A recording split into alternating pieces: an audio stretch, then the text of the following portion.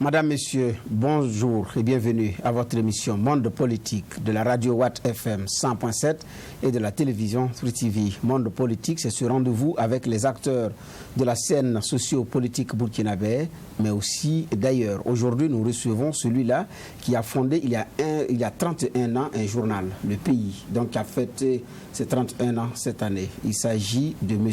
Bourema Jérémy Sigué, à qui nous disons bonjour et bienvenue. Bonjour Bernard Bougman. Merci d'avoir répondu présent à notre invitation. Moi qui vous remercie plutôt. Merci. Vous êtes fondateur du journal Le Pays, donc devenu aujourd'hui les éditions Le Pays, un grand groupe de presse qui a un quotidien mensuel, une radio, une presse en ligne. Un hebdomadaire. Et donc c'est une grande maison d'édition, pas au Burkina seulement, et en Afrique. Merci. Encore félicitations. Alors, vous êtes également écrivain, donc vous avez votre 6e œuvre que vous venez d'écrire qui s'appelle Les 5 plaies purulentes du Faso. On en parlera tout à l'heure dans le cadre de cette émission. Encore une fois, bienvenue à Monde Politique pour commencer, tout en vous souhaitant joyeux anniversaire, parce que 31 ans dans la vie d'un homme, ce n'est pas simple, et 31 ans pour une entreprise au Burkina Faso, surtout une entreprise de presse, avec les réalités, ce n'est pas aussi simple. Donc encore une fois, toutes nos félicitations. Est-ce que de façon résumée, vous pouvez nous rappeler les conditions dans lesquelles le journal Le Pays a été créé en son temps? Le journal Le Pays a été créé le 3 octobre 1991 à la suite de mon retour d'exil au Burkina Faso. Et nous avons connu la glorieuse période de la Révolution avec ses attraits, ses faiblesses, ses forces, ses excès. Et donc c'est dans ce contexte que je suis parti en exil quelque part en Afrique. Le pays visé, c'était le Sénégal. Ah, c'est le Sénégal oui, parce que j'ai fait une partie de mes études là-bas. Mais j'ai commencé par l'étape de Côte d'Ivoire. Et finalement, bon, quand je suis arrivé en Côte d'Ivoire, j'ai eu beaucoup d'opportunités tout de suite. Et je n'ai plus continué. Donc j'ai fait à peu près 6 ans et demi, 7 ans. Et dans ce beau pays qui m'a offert vraiment l'hospitalité. Et je suis revenu donc en 91. Et après, disons, la fin de la Révolution, pour ainsi dire, et j'ai fondé donc le groupe. D'abord Le Pays, ensuite qui est devenu un groupe de presse à partir de juillet 1996. D'accord. Alors, en son temps, en 91, on était dans un vent de démocratie qui souffle, qui n'était pas encore très... C'est aussi au lendemain du discours de la boule. Quelles étaient les conditions de l'exercice de la liberté de presse et d'expression à l'époque-là? Disons que 1991 était une année vraiment de bouillonnement démocratique, de frissonnement démocratique. Et c'était une période vraiment très très agitée. Et il y avait, les idées se bousculaient, la rue était régulièrement fréquentée par des manifestations et tout et tout. Donc le contexte politique était vraiment favorable au lancement d'un journal comme Le Pays. Et quand nous l'avons lancé le 3 octobre, nous avons tout de suite tracé notre territoire sur le plan des idéaux, sur le plan des idées. Et nous avons dit que nous étions là, non pas pour servir qui que ce soit, mais pour servir le Burkina Faso. Et le journal a été vraiment porté tout de suite, parce qu'à travers nos premiers éditoriaux, les gens ont pu mesurer toute l'importance et toute la sincérité de notre foi, de notre bonne foi et de notre foi en Burkina Faso. Nous avons proclamé tout de suite que nous étions à équidistance de tous les partis politiques, parce qu'à moins d'une damnation, on ne peut pas aller faire pratiquement 7 ans d'exil et puis revenir dans son pays, créer un journal, un quotidien et puis le mettre à la disposition d'un camp politique. Donc nous avons été très clairs dès le départ et nous sommes toujours dans cette clarté-là et dans cette logique et dans cet idéal. Donc c'est pourquoi vous ne couvrez pas les Jamboree quand la période électorale, le journal Le Pays ne couvre pas les campagnes électorales. la campagne électorale, nous les couvrons, mais autrement, mais à notre façon, avec nos propres moyens. Voilà, pour éviter qu'on nous dise, va là-bas couvrir, voilà, parce que j'ai donné de l'argent, il faut que tu couvres. Alors nous, on ne mange pas de ce pain-là. Et donc, même l'argent qu'on donne pour la couverture des campagnes électorales et tout, nous, on ne prend pas, on refuse. On dit, nous allons à notre rythme et nous couvrons ce qui est censé intéresser notre lectorat. Pas forcément ce qui est censé faire plaisir aux politiciens. D'accord. Alors, en 1991, vous rentrez, vous lancez le journal. J'ai dit que ce n'était pas aussi simple. Pour quelqu'un qui venait de revenir de 7 ans d'exil, quelles ont été les conditions sociales également? Ah oui, disons que ce n'était pas facile. Il y en a même qui nous prédisaient, comment dirais-je, une vie maximum de 3 mois. Ah oui. Il disait que bon, on allait fermer au bout de 3 mois. Les plus généreux nous donnaient 6 mois pour fermer. Mais c'est oublié que toute ma vie, je n'ai fait que la presse. Et même si j'ai fait un petit détour dans l'enseignement, donc c'est le métier que je sais le mieux faire, parce que j'ai été formé pour, j'ai étudié pour. Et donc j'ai pu tenir, on a pu tenir avec une petite équipe au départ, mais une équipe décidée, engagée, et qui avait compris la pureté de notre idéal. Et voilà, donc nous avons pu tenir, et 31 ans aujourd'hui, bon, c'est quand même important dans la vie d'un homme. Alors, vous êtes revenu d'exil, c'est vrai que c'était pendant la révolution que vous êtes parti. Quand vous êtes revenu, quel a été, est-ce que, parce qu'il y avait un changement de régime, avec ceux avec qui ça n'avait pas été simple jusqu'à ce que vous partiez en exil, parce que l'actualité aussi c'est ça. On a aussi des Burkinabés qui sont hors du Burkina actuellement, qui connaissent l'exil. Alors vous qui avez fait l'exil, comment est-ce que vous avez vécu ça? Non, je pense que l'exil, c'est une étape qui peut être très très intéressante, très importante dans la vie d'un homme. Ah oui? Oui, oui.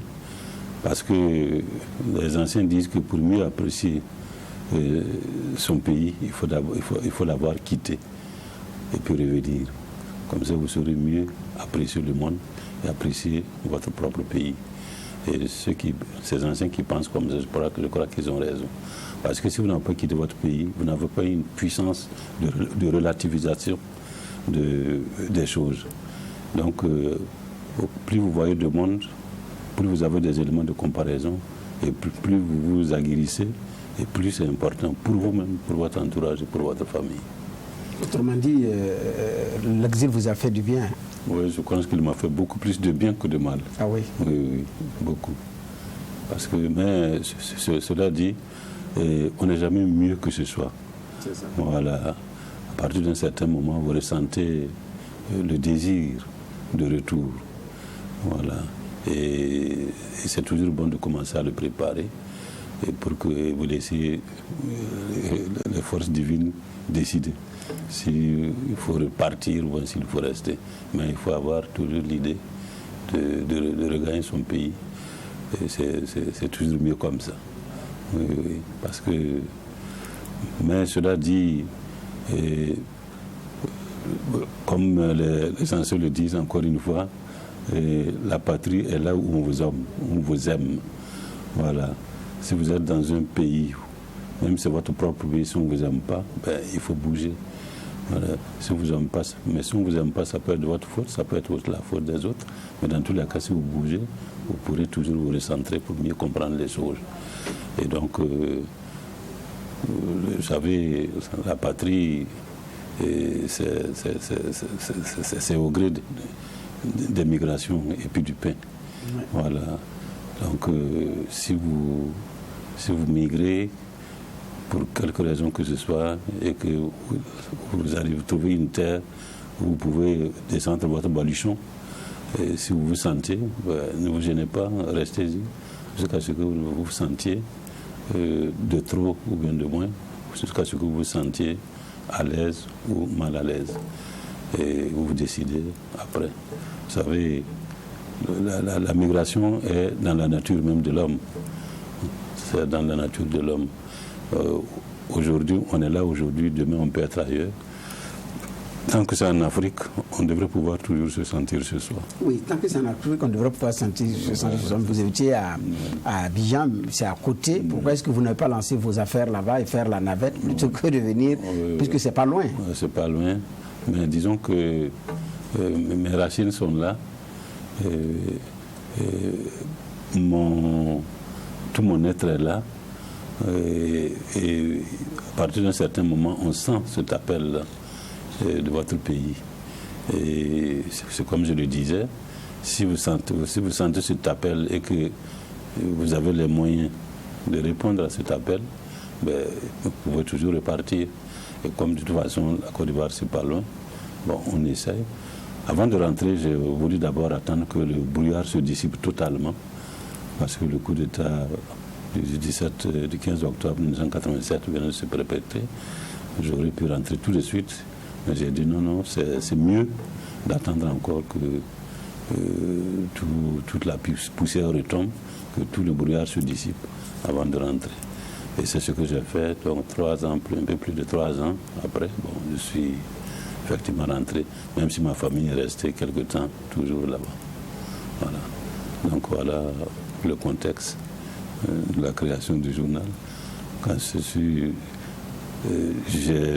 comme j'avais toujours ce désir de rentrer, parce que mon père était là, ma mère était là, toute ma préoccupation, c'était que ces gens-là ne meurent pas pendant que je suis en exil. Et mes vœux ont été exaucés de ce point de vue-là. Quand je suis rentré, ils étaient tous là. C'était aussi leur préoccupation, à eux aussi, qu'ils ne partent pas sans m'avoir jamais vu. Donc, je suis rentré et vraiment tout s'est bien passé. Vous savez, la vie est ainsi faite. Hein. Voilà. Elle connaît des hauts, des bas, mais il faut rester dans la foi, il faut rester dans l'espérance. Et la foi, ma foi, je pense que ça sauve vraiment. Ça sauve vraiment. Dans l'une des rares fois où vous évoquez les conditions de votre exil, vous avez dit que si vous n'étiez pas en exil, ce n'était pas évident que le journal Le Pays soit créé. Oui, c'est vrai. Parce que mon exil m'a beaucoup donné en termes de moyens, en termes de financement. D'abord, quand je suis arrivé à Abidjan, j'ai juste chômé pendant 1 mois. 1 mois tout juste. 1 mois tout juste. Voilà. Et je suis passé d'abord par un journal, un grand magazine qui s'appelle Stratégie économique. J'en étais le directeur de la rédaction. Et je gagnais déjà bien pour un voiture qui venait d'arriver, burkinabé qui venait d'arriver, bon, avec les salaires que nous connaissions ici. Donc c'était bien. Bon, à partir de là-bas, j'ai été sollicité pour le journal de Fraternité Hebdo, voilà, où j'ai fait 3 ou 4 ans. Non, j'ai fait 3 ans. Et ensuite, mon dernier poste, c'était vraiment le bouquet, quoi.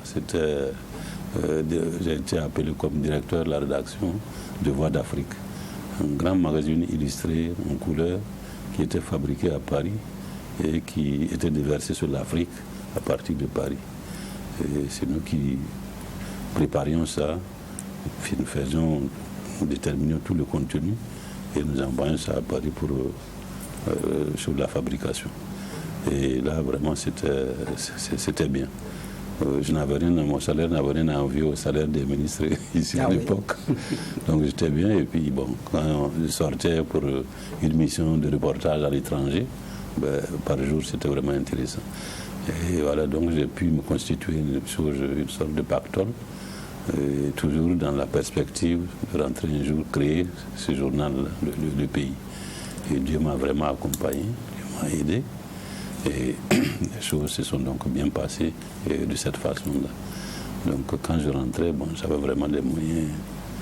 Et moi j'étais aussi avec mon épouse, qui elle aussi avait trouvé du travail. Donc ensemble, nous avons vraiment préparé ce projet. Monde politique reçoit aujourd'hui pour vous Bourema Jérémy Sigué, fondateur du journal Le Pays, donc des éditions Le Pays. Nous le recevons à Monde politique. Pour vous qui nous suivez à la radio, vous êtes bien à l'émission Monde politique. Alors, Monsieur Sigué, aujourd'hui, vous êtes beaucoup détaché de votre organe. Et qu'est-ce qui vous occupe? La réflexion. Je suis dans la réflexion, dans la méditation et puis dans l'écriture, ainsi que dans le conseil aussi. Et disons que mon bureau est toujours là. Il me plaît de temps en temps de partir au service, de temps en temps de me reposer à la maison. Mais je suis plus dans la réflexion, dans la méditation et dans le conseil que sur le plan je n'ai plus d'activité journalistique, pour ainsi dire. Il m'arrive de jeter de temps en temps un coup d'œil sur certains éditoriaux, voilà, pour être sûr que la ligne est toujours gardée. Mais au jour d'aujourd'hui, je suis satisfait parce que vraiment l'équipe qui est là est une équipe très solide. Un directeur de rédaction qui est très consciencieux, très responsable. Un rédacteur en chef qui ne l'est pas moins, qui est tout aussi consciencieux et responsable. Des journalistes qui ont vraiment épousé l'âme du journal, parfaitement compris l'âme du journal, et qui font de ce journal-là leur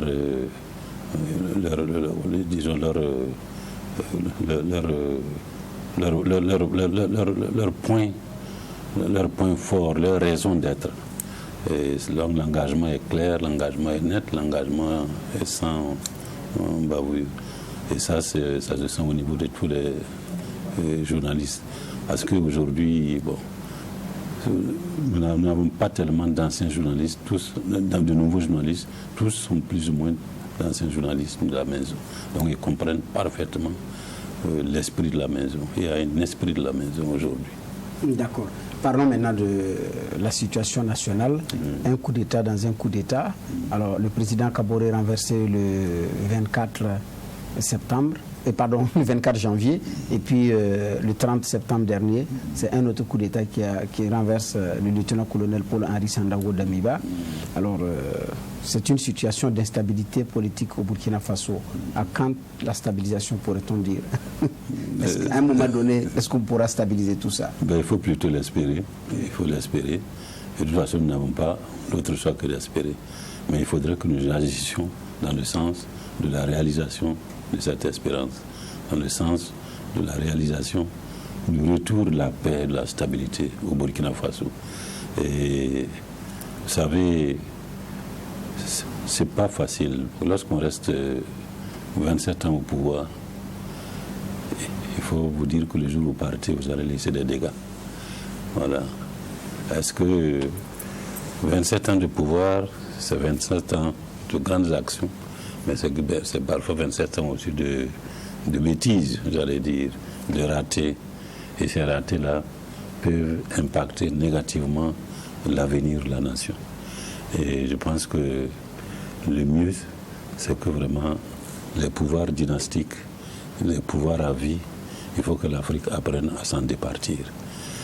Nous aimons imiter les Occidentaux dans ce qu'ils ont de bien, mais qu'on les imite dans tous les domaines. Dans pour ce qui est bien pour l'Afrique, que nous prenions la bonne graine, que nous croyons par exemple, que nous nous en persuadons, que vraiment, plus ce qui compte, c'est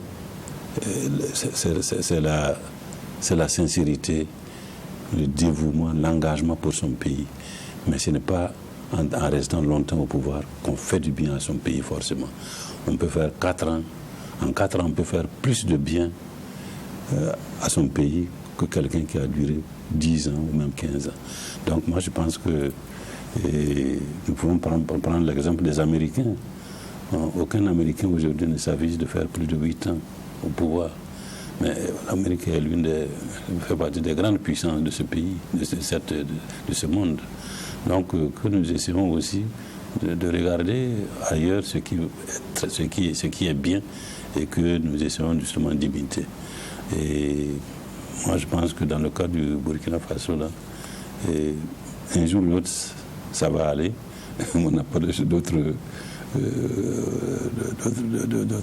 choses à dire que ça. Mais tout dépend de nous, de chacun de nous. Voilà, c'est-à-dire que ce n'est pas l'affaire seulement des politiciens, c'est l'affaire de tout le monde. Et moi, je suis heureux de constater que le niveau de conscience politique aujourd'hui est très élevé dans toutes les strates de la société burkinabé, particulièrement chez les jeunes qui représentent vraiment l'espérance, l'espoir, qui représentent l'avenir. Leur conscience est aujourd'hui très élevée et ça, moi je m'en réjouis. C'est ça qui me fait beaucoup espérer.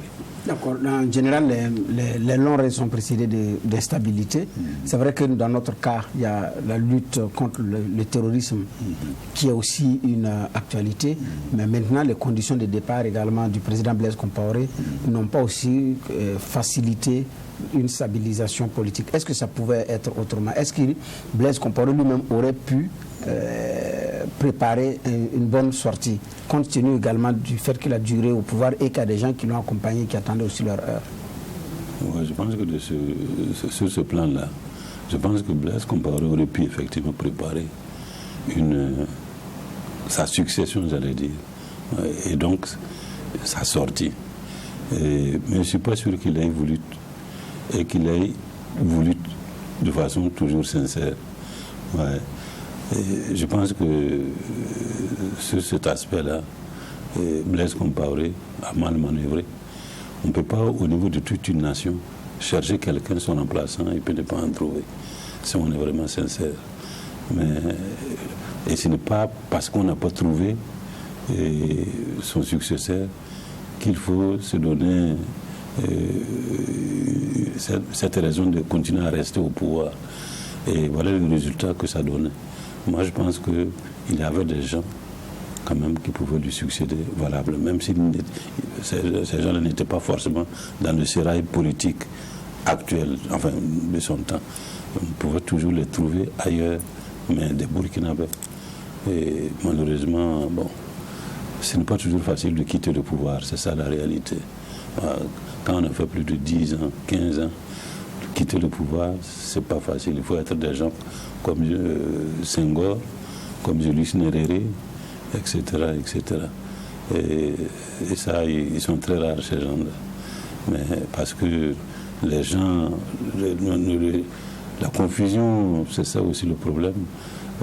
L'Africain a cette tendance à confondre le pouvoir moderne avec le pouvoir traditionnel. Quand on est chef traditionnel, bon, on l'est pour toute la vie. Même là, c'est pas toujours prouvé. Mais cette confusion-là fait souvent beaucoup plus de mal à l'Afrique qu'à n'importe quel autre continent. D'accord. Vous avez évoqué le niveau de conscience des Burkinabés qui est élevé, mais le paradoxe, c'est qu'en 2015, les Burkinabés s'opposent farouchement à un coup d'État. En 2022, il y a un coup d'État, notamment le 24 janvier, ils sont assis, ils regardent, ils ne disent rien. Et le 30 septembre, il y a un coup d'État et ils sortent, ils acclament et ils célèbrent le putschiste, et qu'ils célèbrent un héros. Alors, avec vous, en tant qu'observateur, qu'est-ce que cela vous inspire? Parce qu'ils en ont marre. Ah oui? Ouais, ils en ont marre. Parce qu'en fait, à partir d'un certain moment, on se pose vraiment des questions profondes. Est-ce que tout ceci n'est pas dû au fait que la politique est perçue de très mauvaise façon? Est-ce que la politique, ce n'est pas une affaire plus alimentaire que tout, que républicaine, que citoyenne? Donc, et jusqu'aujourd'hui, j'ai l'impression que les gens viennent en politique. Et je le dis d'ailleurs plus ou moins dans mon ouvrage, comme on vient dans une affaire. Ouais, la politique est perçue comme un ensemble d'affaires par lesquelles vous devrez vous en sortir bien. Et ça, la conception que nous avons de la politique est pour beaucoup dans notre instabilité, dans l'instabilité politique de ce pays. Les gens ont une mauvaise conception de la politique. On ne voit pas la politique, on ne la prend pas sous son aspect le plus noble. Voilà, c'est son aspect le plus noble, c'est vraiment servir et non pas se servir. Et malheureusement, beaucoup d'entre nous, beaucoup de Burkinabés, pour ne pas dire beaucoup d'Africains, perçoivent tout simplement la politique comme un moyen de s'en sortir matériellement, financièrement. Et dès lors, le jeu est fauché, le jeu est biaisé. Et donc, il faut carrément une autre conception de la politique si nous voulons vraiment nous en sortir. Mais rien n'est désespéré. Rien n'est désespéré. Et je pense qu'avec l'arrivée de ces jeunes-là, les choses vont se réorienter d'elles-mêmes et aller dans le bon sens par l'action justement de la jeunesse, l'action de l'Église, des temples, etc., etc. D'accord. Vous avez côtoyé beaucoup les hommes politiques. Vous dites que vous êtes dans le conseil, peut-être que vous en conseillez, mais vous avez pu vous tenir à équidistance des partis politiques, alors que certains n'ont pas pu, ils ont assumé des fonctions politiques, des fonctions administratives, et après sont restés. Quel a été votre secret? Mon secret, c'est le dégoût que j'ai de la politique. Par rapport justement à cette mauvaise conception qu'on a de la politique. Oui. Parce que, et je me suis dit que dans tous les cas, on peut servir aussi son pays autrement que par le canal de la politique. Voilà. Et si tout le monde allait en politique d'ailleurs, je me demande ce que serait un pays. Il faut qu'il y ait donc des gens qui sont en politique et des gens aussi qui sont hors de la sphère politique et qui regardent et qui critiquent. Et moi, je suis justement dans cette foule de gens qui regardent, qui critiquent et qui proposent. Et je pense que c'est mieux comme ça. Parce que ici, je le répète, la politique est un chemin qui vous mène finalement à la mangeoire d'État. Et les gens se battent pour être le plus proche possible de la mangeoire d'État, pour être le plus proche possible de la caisse. Voilà. Les gens se fraient tout le temps des voies pour pouvoir être le plus proche possible du trésor public, de la caisse, de la mangeoire. Et moi, je me dis que c'est vraiment une mauvaise conception. Il faut que les gens aient le sens du sacrifice et que les gens s'engagent non pas seulement pour eux-mêmes, pour leur famille, mais pour la postérité. Les gens n'ont pas le sens de la postérité, de façon générale, notamment les politiciens. Ce qui les intéresse, généralement, je ne dis pas ça pour tous les politiciens, mais la plupart du temps c'est comme ça. Ce qui les intéresse, c'est vraiment l'alimentaire. D'abord, la politique est perçue comme une sorte de marche-pied pour se hisser à un niveau social convenable, pour ainsi dire. Vous avez des gens, quand vous les sortez de la politique, ils ne sont plus rien. Et ça, c'est dommage. Alors, quelle leçon d'ailleurs on peut tirer de cette situation politique qui va à gauche, qui va à droite, de cette instabilité-là? Est-ce qu'il y a des leçons à tirer pour l'avenir? Je pense que si on prend les pays développés aujourd'hui, prenons le cas de la France aussi a eu à traverser des périodes très très difficiles, qui ont culminé d'ailleurs à la révolution de 1789. Et même après ça également, la France a continué à vaciller, à aller à droite et à gauche pour enfin se stabiliser. Peut-être qu'il faut se consoler en disant que nous sommes dans cette dynamique. Et je crois que si Dieu le veut, le Burkina Faso sera stabilisé dans les 2-3 prochaines années. Et je le souhaite et je pense que tout le monde devrait voir les choses comme ça et travailler justement dans cette vision, dans ce sens-là. Je rappelle pour ceux et celles qui nous suivent à la radio que vous êtes à l'émission Monde Politique. Ça se passe sur la radio Watt FM. La fréquence, c'est 100.7. C'est également sur la télévision Truth TV. Et notre invité aujourd'hui, c'est M. Bourema Jérémy Sigué, journaliste fondateur du journal Le Pays, donc des éditions Le Pays, un groupe de presse burkinabé. Alors, vous êtes également, notre invité aujourd'hui est également écrivain. Votre dernière œuvre, le titre a pour titre Les 5 plaies purulentes du Faso, donc 6e du genre. Alors, pourquoi les 5 plaies purulentes du Faso? En attendant qu'on décortique les plaies, qu'est-ce que vous qualifiez de plaies purulentes du Faso? Et vous avez réussi à dénombrer 5. Ouais.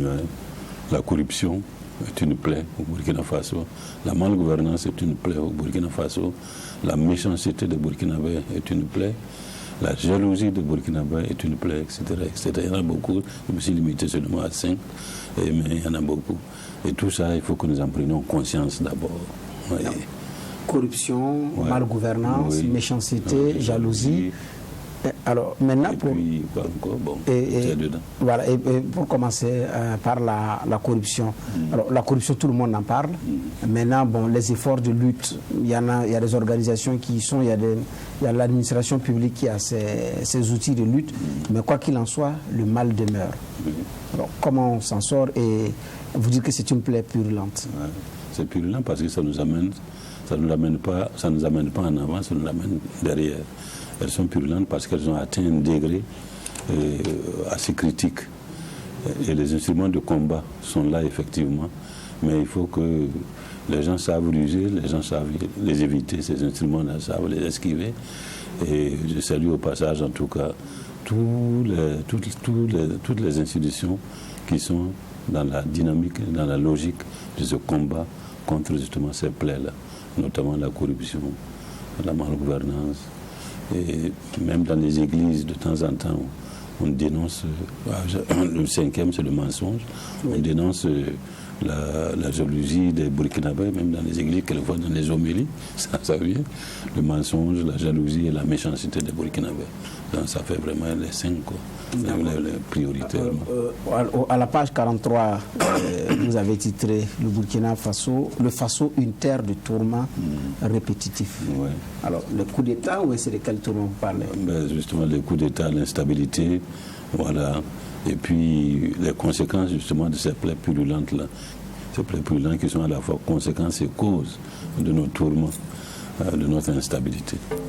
Alors, la corruption, il y a la corruption, il y a la malgouvernance. Est-ce que les deux ne sont pas liés? Oui, d'une certaine façon, oui, les deux sont liés. Mais tout dépend de la sphère dans laquelle on considère la chose. Il peut y avoir dans un pays une chose, par certains côtés, la bonne gouvernance, mais la corruption est toujours là, quelque part, et elle peut agir à tout moment, elle peut impacter à tout moment négativement.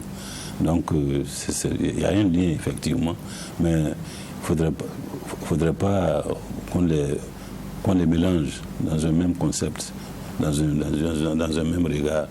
La gouvernance, c'est plus général, mais la corruption, si vous voulez, c'est un sous-ensemble, mais qui agit justement aussi sur la gouvernance.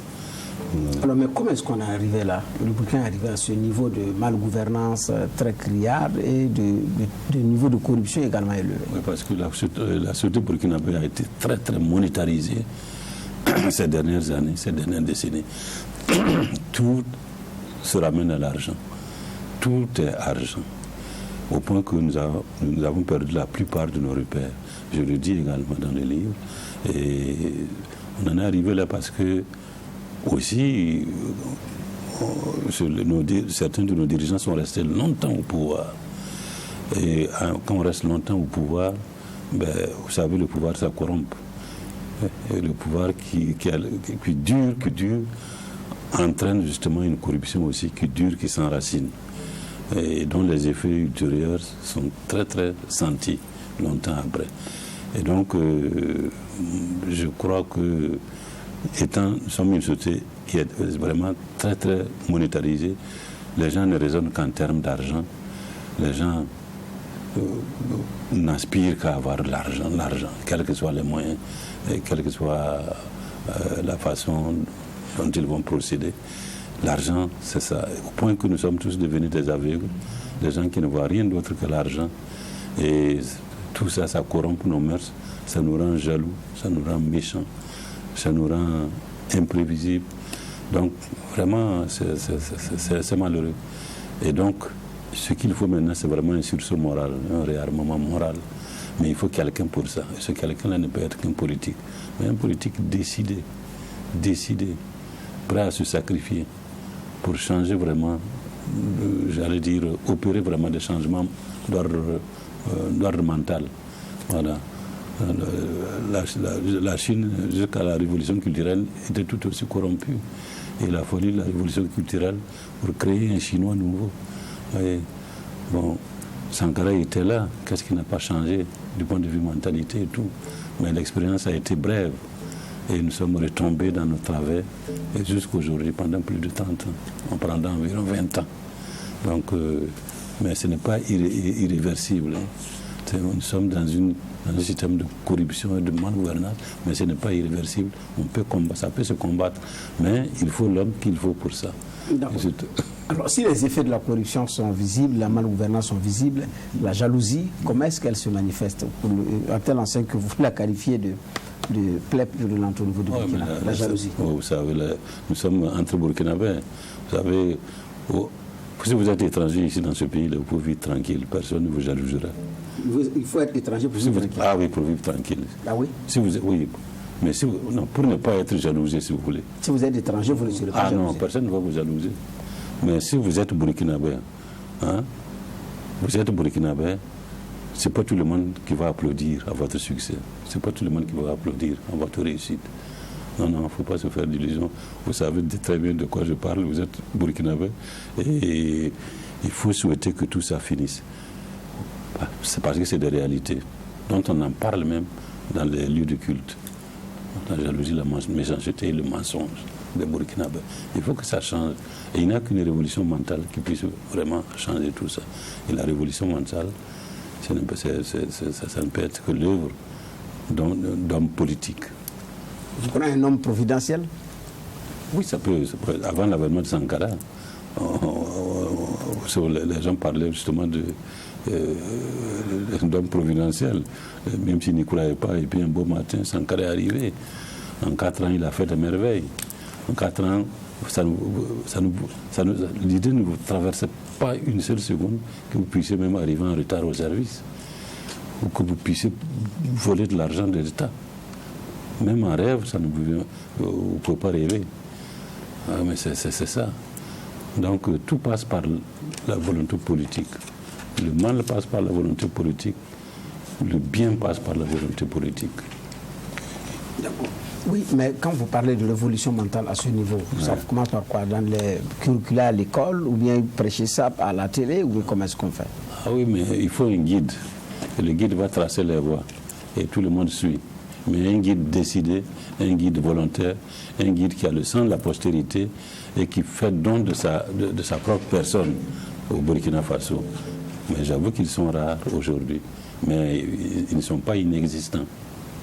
Alors, à la page 65, vous avez écrit la jalousie. Parlons-en. Voici un bien vilain défaut qui enserre la plupart des Burkinabés jusqu'à l'étouffement. Moustapha Tchombiano, paix à son âme, premier détenteur d'une station de radio libre en Afrique, homme d'idées et d'action, n'a jamais cessé de son vivant de souligner avec la légèreté de ton qu'on lui connaissait la jalousie morbide des Burkinabés. Entre les nationalités étrangères et les Burkinabés, la bonne entente, la cordialité, l'amitié sont des valeurs sûres qui ne souffrent d'aucune ambiguïté. De ce point de vue, le Burkina Faso est l'un des rares pays africains où il fait très bon vivre dans l'acceptation de cette expression. Un étranger qui fait fortune au Burkina, qui devient un Croesus, le Burkinabé, s'il ne s'en félicite pas, restera indifférent. Et c'est très heureux ainsi. Mais entre Burkinabés, les choses se passent autrement. Alors, à vous lire, c'est comme si vous avez été longtemps victime de cette jalousie des Burkinabés. Je suis journaliste, j'observe le comportement de ma société, la société de mon temps, mais je tire mes conclusions. Conséquence de votre observation ou bien c'est une lecture qui a été faite à partir de votre expérience personnelle? Non, c'est une lecture, c'est les deux si vous voulez. Ouais. Mais mon expérience personnelle, si je suis allé en exil, c'est parce que j'ai souffert un peu de la mentalité des Burkinabés, du comportement des Burkinabés. Mais en tant que journaliste, observateur de son époque et des gens de son époque, je peux tirer la conclusion que justement ces 5 plaies-là existent effectivement au Burkina Faso. Vous avez parlé de la méchanceté et du mensonge. Oui, la méchanceté. Je ne suis pas le premier d'ailleurs à parler de la médisance, de la méchanceté des Burkinabés. Oui, il y avait les 3 M. Voilà, M. Laurent Bado. Bado, oui, également. Voilà, oui. Donc, je n'invente pas, en fait. C'est le fruit de mes observations en tant que journaliste, en tant que quelqu'un qui s'intéresse à la société de son temps, du moment, tout simplement, dans lequel il vit. Vous croyez qu'un homme providentiel pourrait nous aider à sortir, à finir avec Oui, je pense que il faut croire en la bonté divine. Le ciel ne va pas nous laisser balloter tout le temps comme ça. Il ne va pas nous regarder en train de nous mariner dans le mal. Je pense qu'un jour ou l'autre, un homme providentiel viendra. Je ne sais pas s'il faut l'appeler homme providentiel, mais en tout cas un homme qui a du sens, un vrai patriote qui va faire bouger les lits. Peut-être qu'il est là, peut-être qu'il viendra demain, je ne sais pas. Mais je sens que l'histoire des nations est ainsi faite, de haut et de bas, et un jour, tout va se stabiliser. Alors, M. Sigué, le Burkinabé, s'il ne va pas à la mosquée, il va au temple. S'il ne va pas au temple, au moins il égorge un poulet. C'est-à-dire chacun se réclame croyant et dit appliquer les valeurs de sa religion. Et toutes les religions combattent également ce que vous dénoncez ici comme plaie virulente.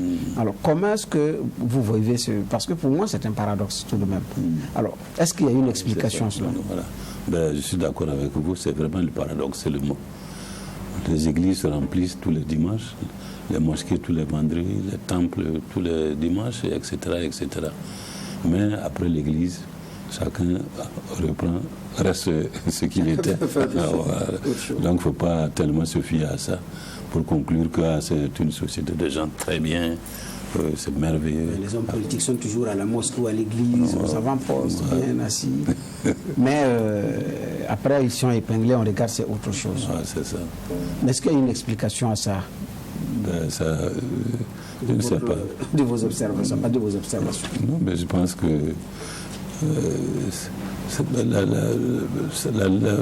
c'est la jalousie. C'est la jalousie, encore une fois. Voilà. C'est généralement l'avoir qui influence beaucoup l'être ici au Burkina Faso. L'avoir influence beaucoup l'être. Voilà, et ça, c'est malheureux. Et on vous juge généralement à l'aune de ce que vous avez, non pas de ce que vous êtes. Et ça devient compliqué pour les relations interpersonnelles. Alors, à la page 93, il y a également une phrase qui a retenu mon attention. Nous sommes allés trop loin. Je cite, nous sommes allés trop loin dans le bafouement et le reniement de nos valeurs sans avoir jamais eu la conviction et la certitude que les valeurs des autres seraient compatibles avec notre âme et sauraient créer en nous une plus-value salvatrice. Au contraire, l'Europe nous a pris ce que nous avions de meilleur et nous avons pris de lui ce qu'il avait de laid. Le consumérisme, l'homosexualité, le goût du lucre, etc. Alors, c'est-à-dire que nous avons réuni nos valeurs fondamentales. Donc, un retour sur nos valeurs principales s'impose. Alors, encore faut-il maintenant même pouvoir les identifier, savoir que nos valeurs fondamentales étaient ceci ou cela. Oui, mais on peut les identifier. C'est dans ce cafouillage avec le flux des éléments de la culture occidentale. Il faut remettre l'instruction civique et morale à l'école. Notre génération, votre génération, bon, elle est difficilement rattrapable. Elle peut difficilement rattraper toutes ces valeurs perdues, mais les générations qui émergent, qui sont en train de monter, mais on peut faire quelque chose pour eux, en réhabilitant l'instruction civique et morale et en faisant en sorte que nous ayons aussi un guide qui prenne conscience de la perte de ces valeurs-là et qui se jure justement de les rétablir au péril même de sa vie. Bourama Jérémy Sigué, à Monde Politique de Watt FM et de TTV, l'émission tire vers sa fin. Nous feuilletons son livre, le tout dernier, Les 5 plaies purulentes du Faso. Ces 5 plaies ont pour nom corruption, malgouvernance, méchanceté, jalousie et mensonge. Alors, comment est-ce qu'on redresse la barre pour reconnecter le Burkinabé à lui-même? Je pense que c'est ce que dit ce livre. Vous pensez également qu'il y a un homme providentiel qui peut venir le faire, mais aussi par l'éducation, donc par l'enseignement de l'éducation civique et morale à l'école. Et là aussi, il y aura une autre paire de manches. Les enseignants demanderont à être recyclés. Ah oui, tout à fait, vous avez raison. Mais tout ça, c'est une question de volonté politique et de vision et de programme. Okay. Ouais. On dit que ce que la nation veut, elle peut l'atteindre, elle peut le réaliser. Est-ce que la situation dans laquelle nous vivons est une chance, une opportunité pour revenir à ces fondamentaux avec je crois que un jeune capitaine qui vient d'arriver, qui rappelle les années des capitaines de l'époque 83? Je pense que toute crise a ses bons aspects, ses bons côtés et ses mauvais côtés. Et généralement, toute crise est une opportunité pour faire une prise de conscience et puis pour rebondir. Et je crois que même les nations développées là, qui sont notre boussole d'une certaine façon, elles sont passées par là. Elle s'est développée, elle s'est améliorée à partir de ses propres crises internes. Donc, ce n'est pas forcément des crises maléfiques, ça peut être aussi des crises salvatrices. Et nous sommes justement dans le tempo, je crois, des crises salvatrices.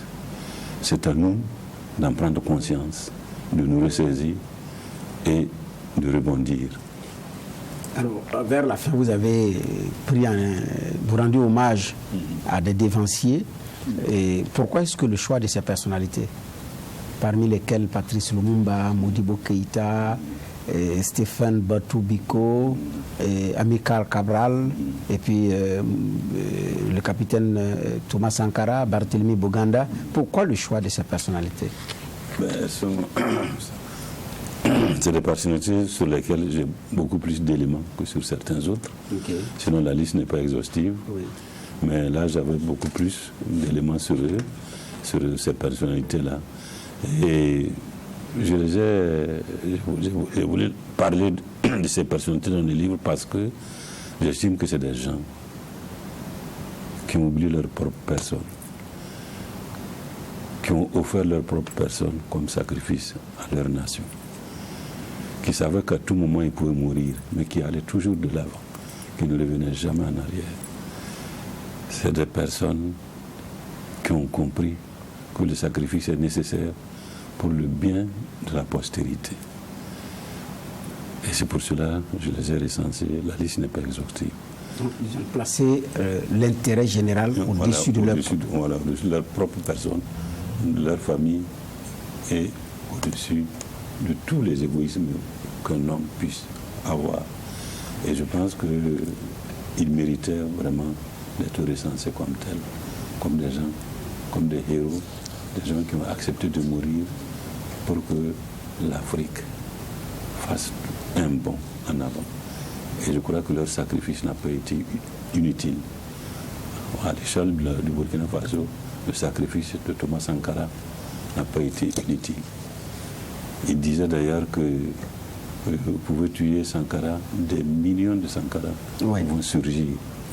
Et ce que ça veut dire entre les signes, on voit qu'on est dans ce tempo-là aujourd'hui. D'accord. Nous sommes pratiquement à la fin de cette émission. Je ne sais pas si vous avez un message de conclusion à l'endroit de nos téléspectateurs et de nos auditeurs de la radio et de la télévision. D'abord, au niveau de la radio et la télévision, Tri TV, je vous remercie de m'avoir invité. Et je salue votre engagement pour Tri TV, votre engagement personnel pour l'avancée de la profession à travers justement votre professionnalisme. Et donc je vous encourage et je vous félicite. Et à l'endroit des spectateurs, je les remercie d'avoir accepté de consacrer un peu leur temps pour nous écouter, pour nous voir ce que nous avions à dire. Et je pense que je leur dois ce remerciement-là également.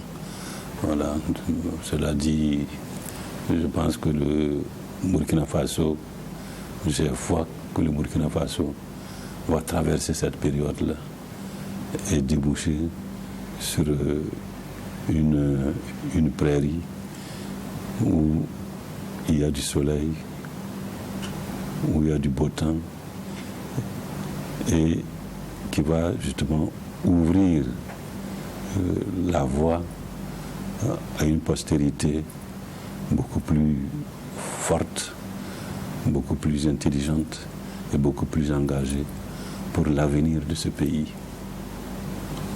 Merci, et c'est sur cette note d'espoir que nous vous disons merci d'avoir accepté notre invitation. Madame, Monsieur, merci également à vous qui nous avez suivis. Au revoir et rendez-vous le week-end prochain pour un autre numéro de votre émission Monde Politique. Au revoir et bien des choses chez vous.